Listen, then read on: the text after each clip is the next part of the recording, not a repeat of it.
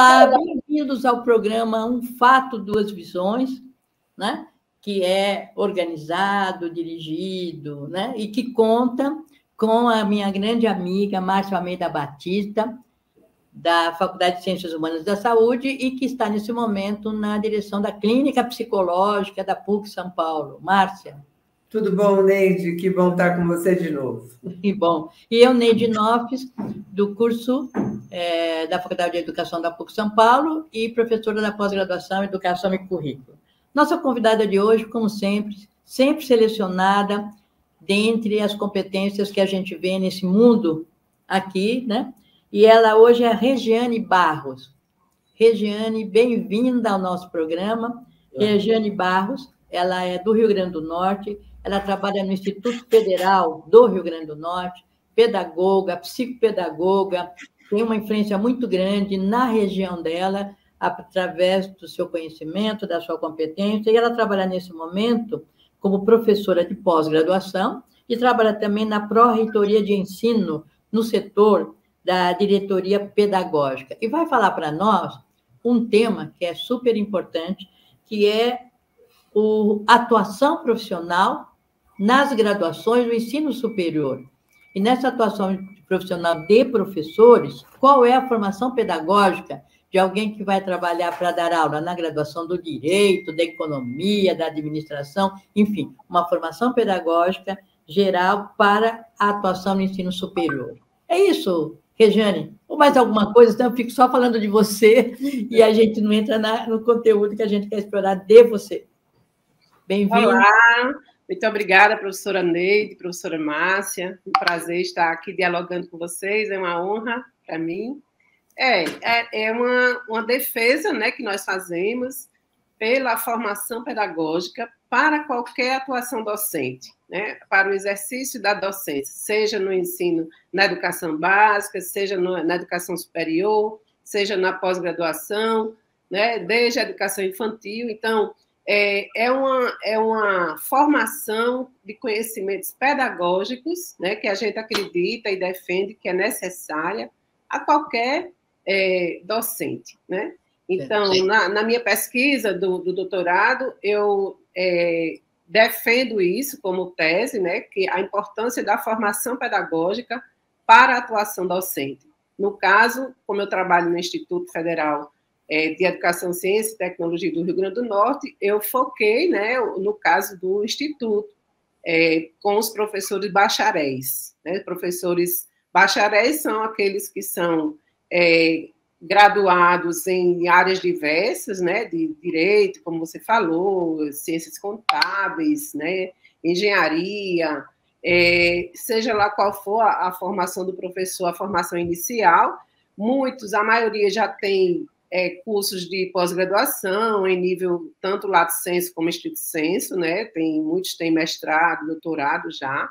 No entanto, o que é que a gente percebe? Que os professores, eles acabam aprofundando seus estudos na área específica deles. Então, se ele é engenheiro elétrico, eletricista, aliás, ele vai buscar o mestrado, o doutorado naquela área específica, até porque ele leciona aquelas disciplinas da área específica deles, né?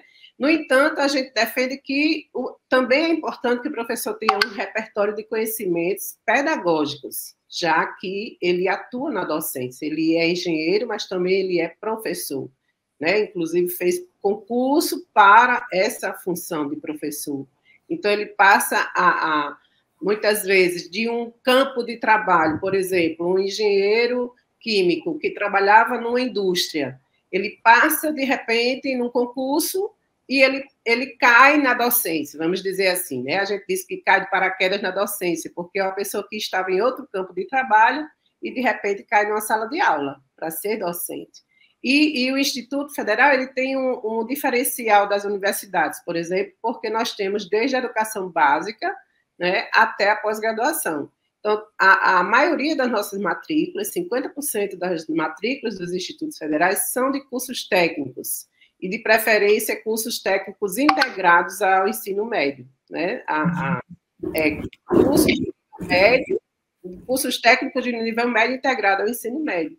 Então, nossos professores lecionam para adolescentes, né, para alunos que chegam ao ensino médio, com 14, 15 anos, até educação de jovens e adultos, cursos superiores de graduação e de pós-graduação. Agora, então, Regiane, você está falando da importância do pedagógico, né, Regiane? Sim. E aí, o que você... Não é que você entende, o que você propõe para identificar como pedagógico, o conhecimento pedagógico do professor?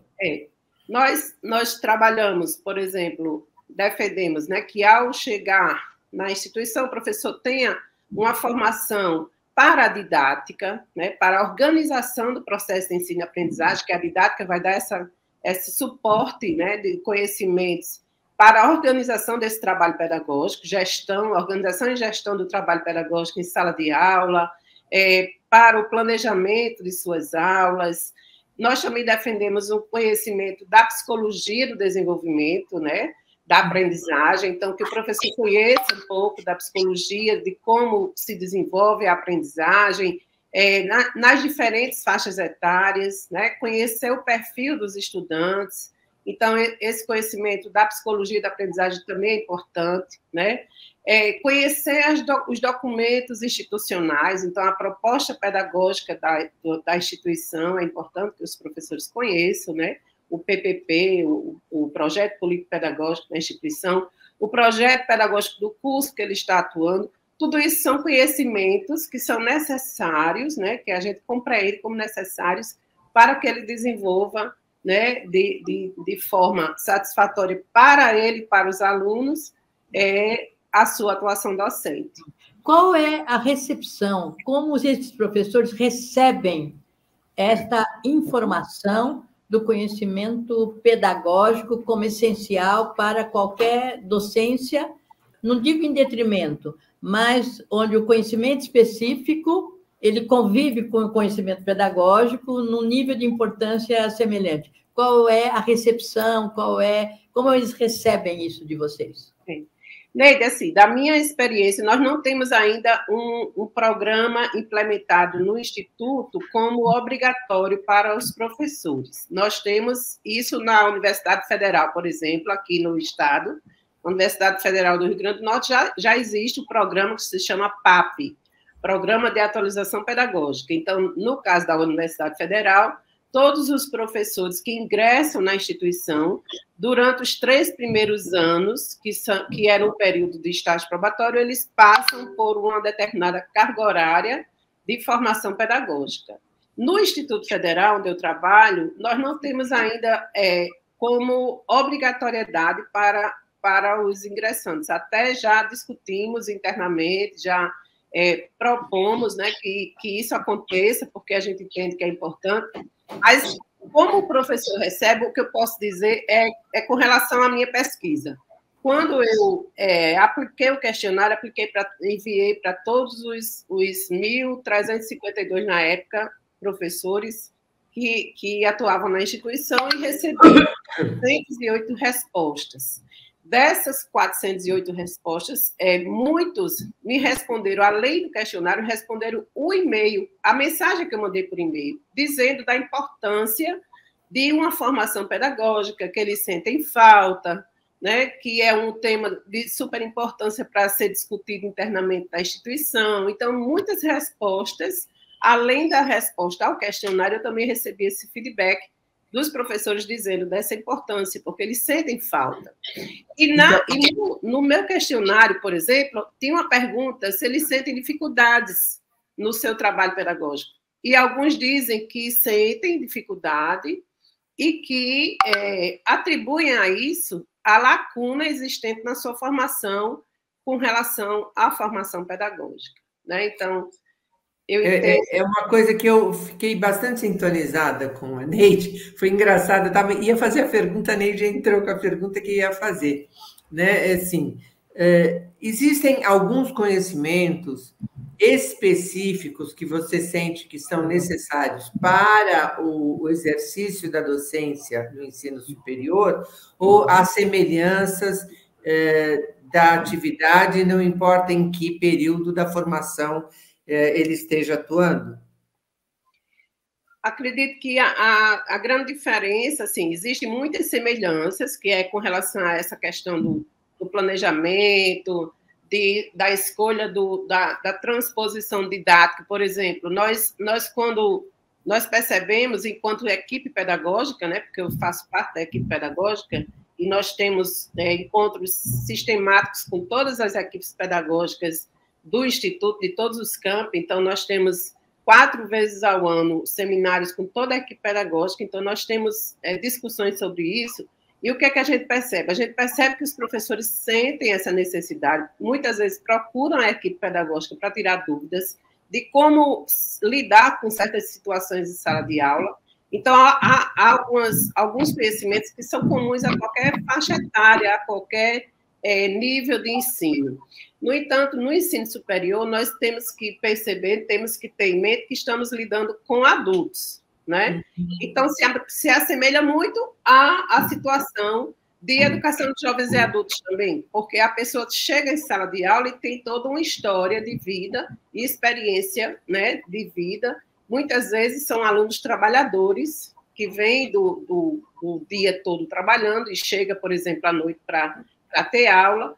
Então, dependendo do curso e do perfil, né, daquele aluno adulto, aluno jovem e adulto, você precisa, muitas vezes, não ter, na minha compreensão, né, precisa ter atenção a esses aspectos, né, de envolver o aluno e considerar os seus conhecimentos, porque, afinal de contas, são pessoas que já têm experiência de vida, são trabalhadores. Ao passo que, na educação, por exemplo, a educação básica, no ensino básico, o aluno de 14 anos, 15 anos, muitas vezes o professor precisa fazer uma transposição didática de um conhecimento que, por exemplo, o professor bacharel, que é engenheiro eletricista, ele vai ensinar um conteúdo, a referência que ele tem é da formação superior dele, mas ele vai ensinar no ensino médio. Então, ele precisaria transformar esse conhecimento científico em um conhecimento escolar para lecionar ali para aquele grupo de educação básica do ensino médio. Então, não é que ele vá diminuir o conhecimento, mas sim fazer uma transposição didática, muitas vezes na questão da linguagem, na forma de abordagem com esse estudante, né, trazendo o máximo possível para o concreto, para a contextualização, né, trabalhando a interdisciplinaridade também. Então, são situações que têm algumas diferenças, sim. Certo. Agora, Regiane, Regiane, você fala muito em transposição didática. Explica para o pessoal que não sabe o que é uma transposição didática que é importante em qualquer nível de ensino. Enfim, o que é isso? O que o professor tem que fazer para que ele exerça a transposição didática? Sim. Eu vou dar um exemplo, né? Como eu até já falei. Nós temos, no Instituto, por exemplo, professores bacharéis, né, que a gente precisa deles, porque, por exemplo, um curso de mecânica, nós precisamos ter no corpo docente, no curso técnico em mecânica, nós precisamos ter engenheiros mecânicos, nós precisamos ter professores que tenham conhecimento específico. E esses professores não tiveram na sua formação a formação pedagógica. Então, a referência de ensino que esse professor tem é da vida escolar dele e do curso superior que ele teve, da pós-graduação. Então, ele vai ensinar para um aluno, por exemplo, de educação de ensino médio, do curso técnico em mecânica, um conhecimento que está lá nos cursos, nos livros dos cursos superiores, até os livros didáticos. Também nós não temos um livro didático de ensino médio sobre mecânica. Muitas vezes nós temos materiais que os professores elaboram, né? Então, se o professor não pensar assim, olha, eu vou ensinar um conhecimento que eu aprendi no curso superior para alunos de 14 anos, 15 anos, 16 anos. Eu preciso trazer uma linguagem que eles compreendam. Mas o que é que acontece a maioria das vezes? Eles ensinam da forma que aprenderam no curso superior. Nós temos aqui no nível superior, pegando o ensino superior, né, o docente no ensino superior, temos muitas influências hoje, né? Temos a influência da própria área pedagógica. Na área pedagógica ela é abrangente, ela tem vários conhecimentos específicos, entre eles o conhecimento da tecnologia hoje que entrou na pandemia e pós-pandemia. Como vocês lidam com isso? A pandemia acho que veio trazer algo que há muito tempo se falava. O professor tem que aprender a lidar com tecnologia, tem que dinamizar a sala de aula, trabalhar as estratégias metodológicas, incluindo recursos tecnológicos. Os alunos eles são atualmente os alunos são jovens e usam muito a tecnologia. Então, assim, são os nativos digitais, né, como chamam, e alguns professores já usavam bastante, mas outros tinham uma certa resistência, né, ou às vezes eram mais inibidos para utilizar. E na pandemia, nós tivemos de obrigatoriamente aprender, né? Todos tivemos que correr atrás e procurar se ajudar, o grupo procurar se ajudar, e a própria instituição promover formação em serviço, porque nós tínhamos que aprender a lidar com as ferramentas, com as plataformas digitais, com recursos que nós não tínhamos muito costume de utilizar, né? Geralmente, quem utilizava mais eram os professores que são mais, né, dessa área tecnológica, né? Então, assim, a instituição, no caso nosso, teve que promover em todos os campi, né, de forma emergencial mesmo, uma formação para a utilização de recursos e ferramentas tecnológicas. Ao mesmo tempo, também planejar aulas que fossem mais dinâmicas no sentido de não cair no tecnicismo, porque muitas vezes a gente utiliza um recurso e acha que está inovando porque está usando o recurso, mas, na verdade, a gente tem que ter o cuidado de não ficar naquele cumprimento de tarefas sem a interação que é necessária numa aula, né?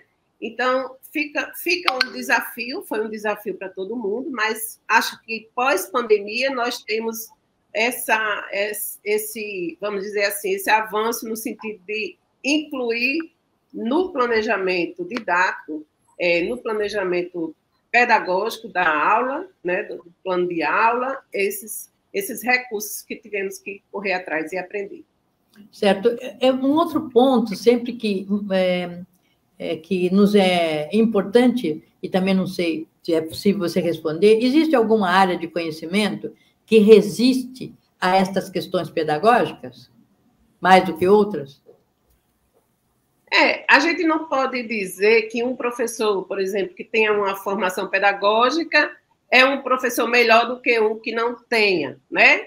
Então, isso vai depender muito do próprio professor, né? Daquele professor que busca, né?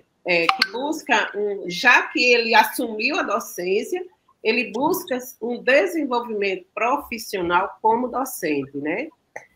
Eu poderia citar aqui alguns autores, né, como Antônio Nova, que fala das necessidades formativas, inclusive no mundo atual, né, dos professores. Então, ele defende que exista a formação inicial, a formação em serviço, né, a formação contínua e o desenvolvimento profissional ao longo da vida. Christopher Day, que é, por exemplo, um professor, um pesquisador inglês, ele fez uma pesquisa com uma das minhas orientadoras, a professora Isabel Dalminho, de Portugal, e a professora Assunção Flores, e eles três mostraram na pesquisa exatamente o que hoje se exige de um professor. Então, por exemplo, no mundo em contextos de mudança, né, eles mostram isso no livro deles, no mundo em contexto de mudanças que a gente vive, hoje se exige do professor não só que ele dê aula em sala de aula, mas também que ele assuma outras funções na escola, na instituição, como coordenação de curso, como desenvolvimento de projetos de pesquisa, de extensão, que assuma coordenação de grupos, que trabalhe com educação inclusiva, que trabalhe com interdisciplinaridade, e tudo isso vai requerendo do professor uma formação em serviço, né? Então, é preciso que tanto o professor busque esse desenvolvimento profissional como docente, né? Como também a instituição, né?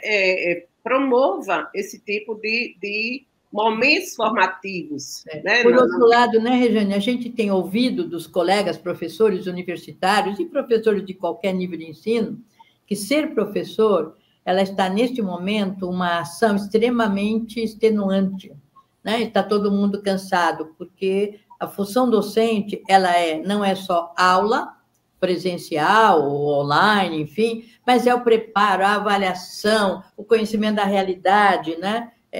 Como você vê isso? Quer dizer, há tantas atividades na instituição, fora dela, envolvendo ensino-aprendizagem, que eles estão se sentindo, olha, eu estou no estresse só. E mais discuto estresse. Né, Márcia? Quer falar, Márcia? Antes de você passar para frente, né, para você responder, eu acho que acrescentaria isso a questão dos contratos de trabalho dos professores que são centrados no horário que ele está dentro da sala de aula, né? E aí eu fiquei pensando quanto muitos dos professores não têm condição de fazer esse aprimoramento que é necessário, né?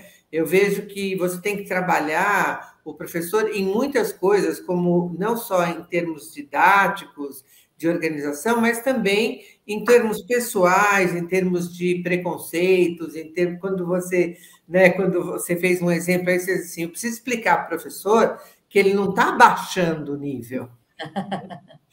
Então, assim, quando você fala isso, você explicita que o professor tem um preconceito em relação a isso, como se ele estivesse dando um ensino menor, como se ele estivesse se emburrecendo, né? E não que ele estivesse adequando a linguagem à capacidade, à condição de desenvolvimento intelectual, psicológico daquele aluno. Sim. Né? Então, como é que você tem visto isso? Porque acho bastante complexo, né? A ideia é sempre restringir o contrato ao número de horas que ele está dentro da sala de aula, e sem contemplar as outras coisas. Eu hoje trabalho numa instituição que tem, dentro da carga horária semanal do professor, 2 horas semanais, contando dentro da carga horária dele, para reunião pedagógica, e 2 horas para reunião de grupo. Então, todo professor, isso no PPP da instituição já está previsto, né? Que a reunião pedagógica é conjunta com todos os professores daquele curso, né? Todos os professores não só do curso, mas vinculados à diretoria acadêmica que ele pertence.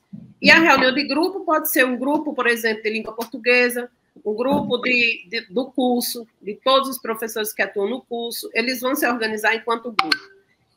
Mas eu já trabalhei em escolas particulares também, e eu sei que é assim que funciona a questão do contrato de trabalho. É diferente do trabalho que eu faço hoje, que os professores têm dedicação exclusiva na instituição. No meu caso, como meu cargo lá é um cargo de pedagoga técnica administrativa, para os técnicos administrativos a gente não tem dedicação exclusiva, então eu posso ter outro vínculo. No caso dos professores, eles têm dedicação exclusiva, a não ser que ele peça redução de carga horária e fique somente com 20 horas. Então, se ele tem dedicação exclusiva, ele vai se dedicar à instituição. É diferente, por exemplo, de um professor que está na rede municipal, que tem 20 horas e aí tem que ter outro vínculo para ter mais 20 horas, e tem professores que eu conheço que têm 60 horas semanais de carga horária. Então, realmente é uma carga muito pesada de trabalho, né, para os professores. Nas escolas particulares que eu trabalhei, a gente conseguia organizar horários de planejamento, né, mas sempre era no sábado pela manhã, remunerado, porque o professor estava lá trabalhando, né? Então, eram reuniões nos sábados, de 15 em 15 dias, ou uma vez por mês, né? E também tinha reuniões que a gente chamava de reuniões de grupo, não era esse termo, mas eram reuniões que a gente fazia por área de conhecimento. Né? Por experiência própria, né? Eu fui aprendendo que ter este conhecimento, né, embora lhe custe você ter, ele torna o seu trabalho mais leve. Sim. né? E acho que talvez a gente precise também. Acho que são duas frentes diferentes. Eu acho que há uma exploração do trabalho do professor, sem dúvida nenhuma, há uma remuneração precária, né? Porque ele, principalmente quando você trabalha numa instituição privada, que você não tem a aposentadoria para além da aposentadoria do INSS, que não nem sempre contempla uma vida digna na velhice, né? Mas eu acho que a gente também precisa começar a valorizar para o professor a importância dele ter esses recursos, porque isto faz o trabalho dele mais leve, no final das contas. Sim, eu concordo, professora Márcia. E, assim, encontrei uma professora, eu dando aula esta semana passada, numa especialização em psicopedagogia, encontrei uma professora nossa lá do IFRN fazendo curso de especialização em psicopedagogia. E é uma professora que já tem doutorado, mas ela buscou esse conhecimento e disse que está encantada, que esse conhecimento na área mais inclusiva, por exemplo, já deixou ela com outro olhar, né, frente ao processo de ensino-aprendizagem, outro olhar para o aluno, outro olhar para o aluno com algum tipo de necessidade educacional específica, alguma deficiência que ele tenha, e também já a fez se aproximar do núcleo que a gente tem lá, que é o NAPNE, Núcleo de Apoio às Pessoas com Necessidades Educativas Especiais, né? Então, um depoimento desse mostra o quanto é importante que os professores tenham uma formação humanística, que tenham uma formação pedagógica, que busque conhecer mais a educação, né? Se ele está atuando em educação, ele precisa conhecer a educação. Então, né? mas você não acha, Regiane, que também é uma preocupação, deveria ser uma preocupação importante para a instituição do que para o professor? Com certeza. Até onde vai o compromisso da instituição com a docência, com o processo de ensino-aprendizagem, e o compromisso da instituição com o contrato com sobrevivência financeira, né? Com certeza. E é isso que eu defendo, né? No último capítulo da minha tese, por exemplo, existe uma proposta de implementação de um programa de formação pedagógica. Né? O resultado do meu estudo, eu mostro essa proposta, desenho, inclusive, faço um desenho arquitetônico lá de como seria esse percurso formativo. E é isso que eu defendo, acho que é preciso, é importante. Desculpe, assim, nós já estamos no final do programa, tem 1 minuto para fechar. Eu queria perguntar para você, existe algum ponto dentro dessa área temática que você queira falar para nós de forma rápida? É 1 minuto para a gente fechar o programa. Eu gostaria de dizer que é muito importante que nós estejamos dialogando dentro das instituições educativas, trazer a questão da educação inclusiva, da formação para a educação em direitos humanos, da formação integral do ser humano. Tudo isso a gente pode discutir e dialogar com os professores, encontrar caminhos para que o processo de ensino-aprendizagem seja mais humano e que busque sempre a evolução deste ser humano. Obrigada. Márcia, as suas palavras? Até mais, esperamos nos encontrar novamente com outros convidados e talvez de novo com essa professora. Os nossos convidados andam deixando, pelo menos a mim, com muita vontade e quero mais. Regiane, mais uma vez, obrigada. Parabéns pela tua garra, parabéns pelo seu esforço, parabéns para disseminar esse conhecimento e até a próxima. E para os nossos espectadores, espero que estejam aproveitando esta variedade de falas de áreas temáticas nossas. Até a próxima. Ao próximo trabalho. Obrigada. Tchau, tchau.